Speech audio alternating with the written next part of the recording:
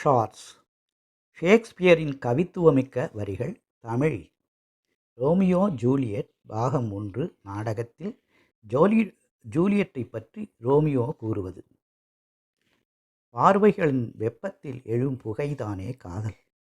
அது காதலன் கண்களில் கனல் ஆகிறது. கண்களில் நீர் கடல் போல கலக்குகிறது.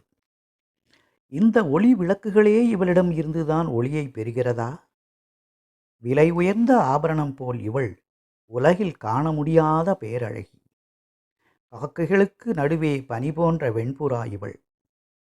வெளிச்சம் வருகிறதே, இதுதான் கிழக்கா? ஜூலியட் தான் சூரியனா? அழகிய சூரியனே எழுந்து வா. அவள் அழகைக் கண்டு பொறாமையில் தேயும் நிலாவை அழித்துவிடு. அவளை விட அழகாக இருக்கிறாளே, இவள் என்னுடையவள்தான். வானத்து நட்சத்திரங்கள் 2 தோன்றுகின்றனவே, அதுதான் முகமா? விளக்கின் ஒளியை தோற்கடிக்கும் சூரியனின் ஒளி போல நட்சத்திரங்களின் ஒளியை நாணச் செய்யும் இவளின் கன்னத்தின் பிரகாசத்தால் இரவில்லை பகல் என்று பறவைகள் பாடிவிடுமோ? தன் கைமேல் கன்னத்தை சாய்க்கிறாளே, அவள் கைமீது கையுறையாக நான் இருந்தால் அவள் கன்னம் தொடும் பாக்கியம் கிடைத்திருக்கும்.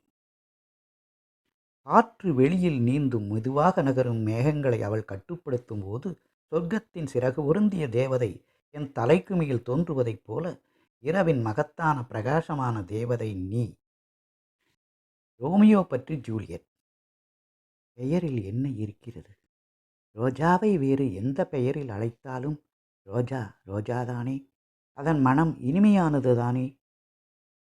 உயரமான தோட்டத்து மதில் சுவர்களை தாண்டி நீ எப்படி இங்கே வந்தாய் என்கிறாள் ஜூலியட். ரோமியோவின் பதில்: காதலின் மெல்லிய சிறகுகளால் நான் மதில் சுவரை தாண்டி வந்தேன். கற்சுவர்கள் காதலை தடுக்க முடியுமா?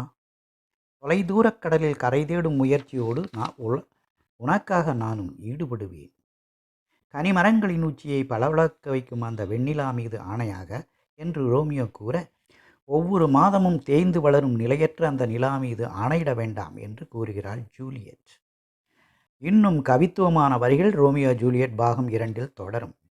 இந்த காணொலியை பார்த்ததற்கு நன்றி. என்னுடைய ராமமூர்த்தி பிஆர் சேனலை சப்ஸ்கிரைப் செய்யுங்க, லைக் பண்ணுங்க, ஷேர் பண்ணுங்க.